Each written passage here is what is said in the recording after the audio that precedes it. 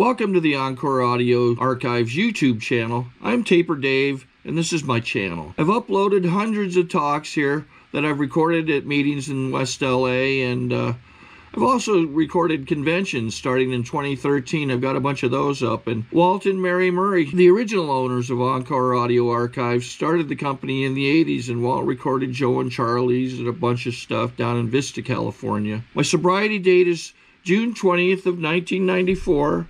I hope you find something you like, so please like and subscribe to my channel and comment down below.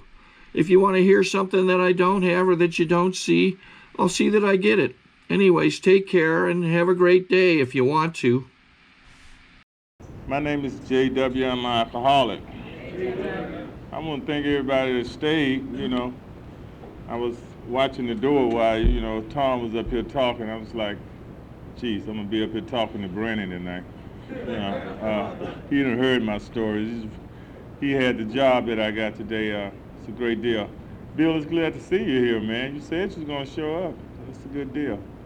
It's an honor and a pleasure to be here at the podium of Alcoholics Anonymous, and you guys that stayed, I can imagine you guys are the winners around here, because, I can remember being new and coming to a marathon, and my sponsor said, don't you move.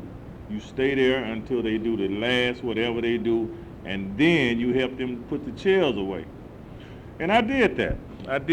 And you know what? Today I'm sober, as a result of my actions. Because that's basically what I found around here, that this program is about action and ain't about getting up here foaming at the mouth and impressing a bunch of people. It's about actions. I read Bill's story the other night, and he was telling his wife, say, I do everything I can to keep those drunks sober. They just not stand sober. And his wife looked at him and said, you know what? You'll stand sober. And that's one of the most important things for me today. I grew up in the southern. If you can hear this southern slur in my voice, I grew up in the South. I'm from the South, and I'm a rebel. Yeah. Well, no, I'm not really, but no. Okay. Yeah. Yes, I am. I grew up in the South, and down in Mississippi, where I grew up at. We don't have the luxury of certain things like time out. Go to your room and be still. Down there, my mama had a mean right cross and an uppercut, man. You could mess up down there. My mom, you be going to the back door like this, man. My mom was tough, man. She didn't take it, And as a result of that, my mom only knew one scripture in the Bible, and that was don't spare the rod, And she would put it on us, man. And, as a result of that, and she did the best she could. I mean, I'm not blaming my mom for me being an alcoholic. It's just that, the discipline, I think my mom got discipline and abuse confused. She just didn't know what was going on with that. But she was doing the best she could to raise some kids that she had without a husband. And as a result of me being involved in my mom's abuse and discipline, I grew up with a wall around me. And I said to myself once I got tall and big enough that if you ever come inside my circle, you was going to have some problems. And I didn't want nobody in my circle. I didn't want my school teachers in my circle. I didn't want nobody in my circle. I found out that no man is an island, because the only somebody I let in my circle was King Alcohol. He was the only one I would let inside of my circle to be my company, at an early age. I can remember the people come to this podium and they say, I don't remember my first drink. Now I can. Linda and I have that in common. Boone Farm apple wine was my first drink, out behind the high school gym. And prior to that, no one coming in my circles, me not trusting anyone as a kid. Now my mom used to whoop me and I would go sit on the back porch. And I can remember 9 years old, just like yesterday, and I would sit on the back porch with my dog Rex. And I would tell Rex, we gonna kill her. I would sit with my dog and plot to kill my mother at 9 years old. Now you take that and you put some alcohol on top of it, and you got some problems. You got a loose cannon in society. I am truly grateful for these rooms today. I'm truly grateful for people like you, man, because, I'll sooner or later tell you where my disease took me, because we all know we are in our seats in here, and I'm quite sure we all got our drug logs. But man, I grew up in I left my mom's house, and I remember going to high school and feeling that loneliness and withdrawn and scared and fear. Fear was always a big problem for me because, I used to live out in the country with my grandmother. In Mississippi, we don't have the luxury like you good city people with things like lights. At night when it's dark, you don't have nothing. It's just black. And you can't see your hand in front of your face when dark comes. And my grandmother lived on this farm, and one night all my uncles went away, and I was in the house with her and my little nieces and stuff. And something was outside bothering my grandmother's chicken. This was my first experience with real fear. And I was from the city, and I had to come and live with her. And she said, something outside bothering my chickens. Come here, JW, and go outside and see what it is. And I was about maybe 10 or 11, and you could put your hand out, man, and you could not even see your hand in front of your face. And I can remember her taking me to that back door, and I was looking out there, and my mind had already the Booger Man, Freddy Krueger, Jason, all them was out there waiting on me, And my grandma said, get on out there, and then pushed me out the door, and I was out there in that dark. And I went out there, man, and to see what it was at that chicken coop, and I don't know what it was, but I said, hey. And when I said that, it went one way, and I went the other, Well, to this day, I couldn't tell you what it was. And I stood, and I went back to that back porch where my grandmother was standing in that light, shivering and scared. And my grandma said, what was it? And I looked up in her face. And what I felt at that moment, what came over me, the shame, the humility, what I was feeling, if I could have took some alcohol, I don't care if I took anything, liquid, gas, or solid, and put it in my body at that moment and changed the way I was feeling, I would have did it. At 11 years old, I would have did it.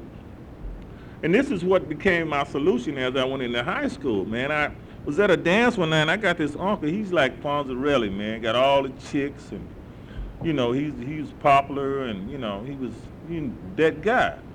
And I was this withdrawn, secluded little dude. And we was at a dance one night, and he came over to me with all his little boys, and he said, hey, man, why don't you ever dance with no girls, man? Are you gay? And I go, no. And he go, come with me. He grabbed me, and we go out behind this gym, man, and he pulled up this little white thing, rolled up, and he pulled up this big old long bottle of Boone Farm apple wine. I'll never forget, that was my first drink. And he said, drink it on down. And I'm trying to prove myself to be one of these guys, and I'm taking this, running all down my throat and my shirt, and he said, now hit this. And I coughed, boom. But when I got through, man, I didn't feel no pain. I didn't feel no fear no more. I went back into that dance, man, and that big old disco ball they used to have going around? Before I went out behind that gym, that ball was black and white. And all the people didn't have no color. And there wasn't no color in my life. But when I drank that wine and smoked that joint, I went back in that dance, man, that ball had colors coming from it. And that girl named Camille that I liked was sitting over in the corner, and I swirled over to her like Zorro, man, and swooped my coat around and said, hey, baby, you want to dance? And she said, yeah. And you know what? My disease took off right there. I was thoroughly convinced from that point that this was the way I should live in order for me to be a part of. Because, see, I always cared about what you thought about me. Someone said it earlier, I was scared you was going to hurt my feelings and say, get away from me. I was like this in my mind. It was like we all went to sleep one night. You remember that movie, Invasion of the Body Snatchers? When they had the pods they had? We all went to sleep one night, and everybody else's pod turned, but mine didn't. I got a dud pod. And when I woke up the next morning, everybody was happy and walking to school with their girlfriends and these big muscular dudes, and all of this stuff was happening for them. But me, I was sad, lonely, and discouraged. Even then, in junior high, it was some people lived next door to us, man. They were so poor, they put the P in poor. And we were well-off people. We had a nice little house. My mom, my grandmother, they all stayed near one another. We was, family. We had it kind of going on, to be in the South at that time. And these people were poor, man. They were poor. I know they were poor because their gas would be turned off and they'd be barbecuing in the wintertime, cooking outside. I said, man. But yet my head told me that those people were still better than I was. They were better off than me because enough was never good enough for me, man. My disease had took off, man. I guess I'm an alcoholic. I was born that way. I didn't go to college to become an alcoholic. I am an alcoholic. That's what I am. And I got two brothers. They are twins. I got two other brothers, and I got a sister. None of them are alcoholics. For years, I chased that idea that if they're not alcoholics, then I'm not an alcoholic. For years, I chased that lie. In and out of these rooms. Because my mom would get on the phone. She have no conception of what goes on in these rooms. And I would listen at her before I would listen at a sponsor. And she would tell me, you are not from that stock. You are not like that. You are different. You don't need no Alcoholics Anonymous. You find God. I tried God. I tried hypnotism. I tried that when they stick those needles in you. I tried all of that.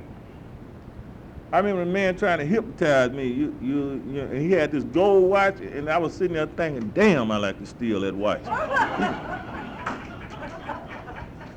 That's where I be at. I ain't no easy solution for me. My solution exists here in these rooms with people like you.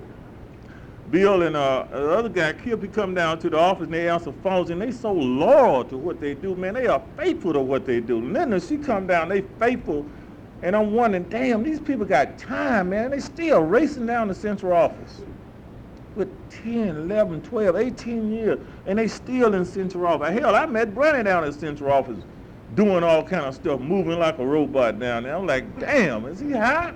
But Brandy is on fire. You guys should be glad to have a guy like him here, man, because he's a great example for me. He's a damn good example. Brandy was someone I could talk to right off. I trusted him right away. I saw the sincereness in him when I saw him for this right here we call AA. It's guys like that I come in here and follow. It's guys like that when I got here, I was looking for the winners.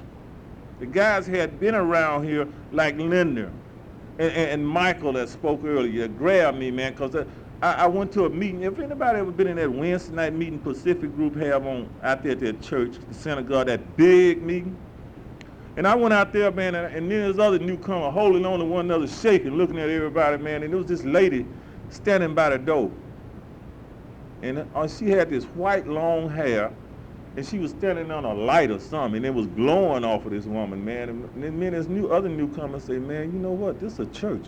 We need to get the hell out of here. He left, and I stayed. I thought we'd see it there and convert us. This is some kind of cult, Let's get the hell out of here, But I stayed. I'm a member of that group. I came to L.A. from Chicago. I taught school there for 6 years. I didn't like the weather, so I moved out here. My wife said, okay, we'll move. You can quit your career here. We'll move out there and try to seek other opportunities in life. So we came out right away. We got jobs. Everything was good. My drinking was at a minimum. I came out here. I had a lovely wife. I had a promising job working at Juvenile Central there. With some kids that was pretty illiterate, that needed someone like me in their life, and they was doing good, productive part of society out there. And that wasn't enough. Like I told you from the beginning, enough ain't enough for me. It's got to be something else happening in L.A. that I'm missing. And I started to venture off in the areas, in them neighborhoods that's so bad you see babies on the corner selling crack with diapers on. One of them neighborhoods, And I'm venturing off there at night, don't know nobody, just hanging out until I'm looking for something, and I found it. And I ran up on, I already knew alcoholism. I already knew alcohol. I had been in and out of these rooms for a couple of times. And my wife would give me those ominous warnings, like, because I used to see a man when I was a kid named Buddy Love. He used to sleep in front of the liquor store. He didn't want to miss a quarter that came out the liquor store. And I used to step over him. I said, damn, if I ever get like him, man, I'm going to kill myself. And I came to L.A. and I saw Skid Row for the first time. I saw people sleeping in boxes. I saw men crawling out of dumpsters. I saw men in the alley pouring one bottle of alcohol into another bottle so they could have a swallow. And I saw the disgusting effects of alcoholism. Ominous warning, like Bill W. talks about. And I was walking down the street with my wife one day and I said, baby, I could never do that. And she said, don't say what you can't do. And lo and behold, in about 2 years, didn't take long, the 3 cars I had, the home I was buying, the beautiful wife, educated wife that I had, was gone in 2 years. And lo and behold, I was right there on Skid Row, right where I had seen that man at, in that box. Because see, I'm like Buddy Love now, I didn't want to miss nothing. You know, a hit, a drink, and then they showed me down there how you could smoke crack and drink more without passing out and people robbing you, you know. So I started experimenting with crack. And it grasped onto me, man, like a glove from outer space or something. And there I'm laying there, and things got so bad in my addiction that I would pray for death to come across the street some days. I would pray that if I would walk across, because I'm a coward, see, I would have you to believe that I'm this guy, you know, this Kodan dude. But in reality, I am a coward. See, I put up a facade. I would tell you, the book tells me how I can put up a facade to make you believe that I'm something on the outside when inside I'm that scared little boy that my grandma told to go out there and see what's bothering her chicken. And see, that's where I stopped at when I started drinking and using. My emotions stopped right there where I started at. That's where I stopped growing and maturing at. So when I come to these rooms, I had the matureness of an 11-year-old kid. 11-year-old kid in this body.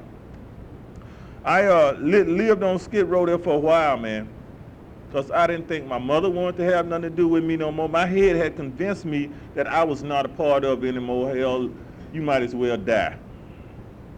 And I waited on death every morning. When the sun came up, and I go, damn, I got to do this shit all over again today and feed this thing on my back. And down there, you see people, if you ever drive downtown, you see somebody pushing a cart across the street and the light's on red, on green, and it's time for you to go, and he's just standing there in the street. He wants you to kill him. He wants you to run him over and end the misery. Because the pain inside has become so much that, you know, I ain't got enough courage to go over there on Figueroa and jump off that bridge into the freeway and kill myself. Because I want this to stop, but I don't want to come to these rooms. Well, it got so bad that a church was down there one day, and some guy that had 14, 15 years in there came to me out of nowhere, man. I'm laying there looking like a neck bone. Say, hey, are you all right? I say, yeah. Alcoholic is the only somebody that can be sleeping in the gutter and still talking down at somebody. Be sleeping in the gutter and still telling, man, leave me alone. I got this going, you know. And this man said, oh, you all right? This man refused to leave me alone. He said, listen, you ever tried Alcoholics Anonymous? Oh, no, I'm cool. He said, no, you're not, brother, you're dying. He pointed me down the street to a place called the Midnight Mission. I went in there. And when I walked in there, the dude said, man, I said, I was looking like Lee Marvin from that Cat Ballou movie, you know, I need a bed. You know, the dude said, man, get him a bed. Get him one, please. This man died, you know.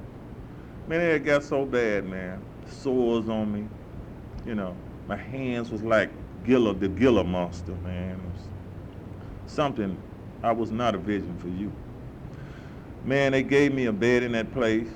I'm going to show you how my disease worked. My disease, immediately after I got those 3 hearts in a cot and some of them dead folks' clothes they give you out the basement down there, them donated clothes, and got my strength and my health came back. You know what my head told me? You better than all the rest of them in here. You got an education. You come from a good family. blah, blah, blah. My head raced on.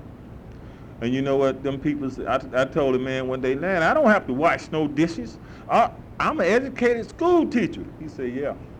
Here's a shovel and a broom. Now go out there and clean up all that stuff you see around the mission. Humbled my ass. But I stayed because I was at that point of desperation. I was at that point where I was so desperate. My action was doing what my head was telling me, contrary to what my head was telling me. See, Clancy, old man named Clancy, told me one day, JW, it don't matter what bottom you come from, whether you come from Malibu, Beverly Hills, or Skid Row. He said, the thing is, are you willing to stop listening at your head? If you continue to let your head sponsor you, you're going to die. And for some reason, that hit me like a ton of bricks, and I stayed around here, you know. I saw people like Lyndon and Brandy and Bill and guys that had been around here way before I even thought about getting sober, and what they were still doing this very day. You know, it's like the diabetic that's take his insulin every day, and I stayed. And you know, it was unbearable in the beginning. Then it became, I was able to cope with it. And then today, it's gradually become bearable for me to come in these rooms. It's 12 o'clock. My head told me tonight when I was in the shower, tell Brandon you got the flu. You can't make it. 12 o'clock, man, you got to go to work tomorrow. My head was just flipping. And I'm like, damn. But you know what? I heard that voice of Clancy, contrary to what your head say. And I got on over here. You know? Today my life ain't perfect. I don't run down the beaches of Malibu with my wife, you know, like on that commercial. And looking at my house and my little kids running. I work at Central Office. I work down there with some old drunks, you know. I work down there, but you know what, man? There's a blanket of love over me today that can't, you know, these thoughts in my head can't touch, man. They can't touch, man. Because you know what? I've been doing this long enough where when I don't do it, I feel like I did when I didn't have no more alcohol. Contrary actions. Contrary to what my head tells me. I feel uncomfortable when I'm not in these rooms, when I know I'm supposed to be in these rooms. See, the Lakers playing tonight. I'm going home and tell my sponsor that I cut my finger or whatever. You know, I don't do that no more. I did that for 17 years. I didn't see my mother for 17 years. I hadn't been home in 17 years because each year my head told me, you're going to be able to do it next year. And I went home Christmas before last to see my mother after 17 years. And I walked in that house. You know, my grandmother died while I was out there. My mother caught cancer, and she had to take out all of her tissue and stuff and rebuild it and all that. I wasn't there. I was out there drinking and running like a wild beast in the field. But you know, I walked in that house that day when I got off that plane and got home to see my mother, and walked in, and boy, they live in large, man. They got a house with a flagpole in the yard, driveway that's circling. I'm like, who house we going over? These white folks live here. My brother like, no, this is our house. And I'm waiting on my sisters and brothers to be in there with bats, so we're going to whoop his ass. I walked in there, man, and they loved me unconditionally. And I looked in that little woman's eyes that I hadn't seen in 17 years, man. And AA gave me something that day, man, that burns a light in my heart every day for it. You know? There's nothing I won't do for AA. There's nothing I won't do for AA, man. Just like I did for them, that alcohol and drugs downtown, jumping off four-story building with a TV on my back, trying to get away for drugs and alcohol. That's the same effort I put forth in the AA today, man. You know, you guys stayed, and I was watching, I said, damn, you know, I hate to be standing up here talking to that pole right there, man, you know. But you guys stayed, and I know you guys got something going, there's something promising, and God kept you here for a reason. You know, I thank God for AA today. I thank Brandon for asking me to come out and speak. Brandon, it's about my time to end? Okay, I'm going to end early, and I want to thank all you guys for staying. Thank you.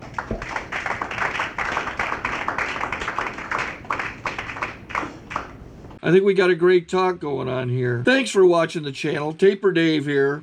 Just curious, do you think this is better than Zoom? Okay, this is how I prepare my drone for launching. I like to do it inside the cab of my truck so I'm not standing outside in the weather. To install the joysticks for control, up and down, right and left, powered on.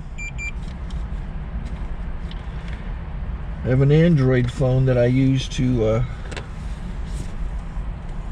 connect it to the drone with. And it's actually controlled through the iPhone, through an app. Oops, wrong way. It's actually controlled through the iPhone, or through this Android phone, through the app. It's actually controlled through the Android phone, through an app, and you connect it through this short connection right here.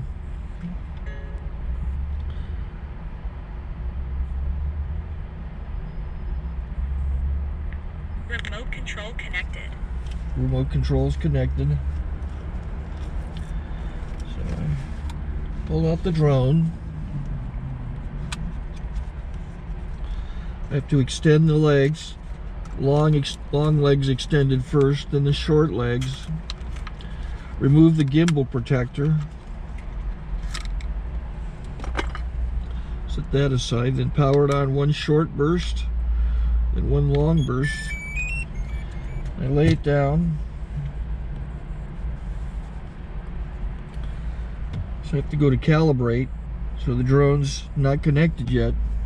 It shows you here as this drone gets disconnected, even though the remote's powered on. So the drone has to establish it's connected. So I go into the app to calibration mode. First I'll calibrate the remote controller. Start calibration. Out, in, oop, out, in, up, down, and then this little wheel is to control the gimbal.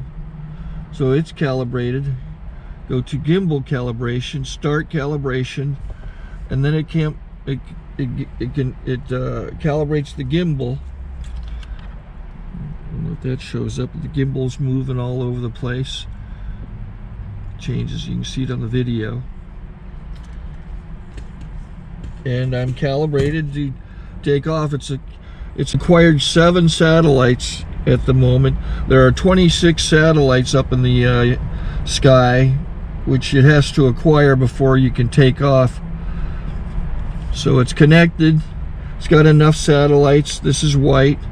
I can go to press this little arrow button, swipe right to take off, and it would start the motors if I slid this to the right. But I'll wait till I get outside. Don't want to do it inside.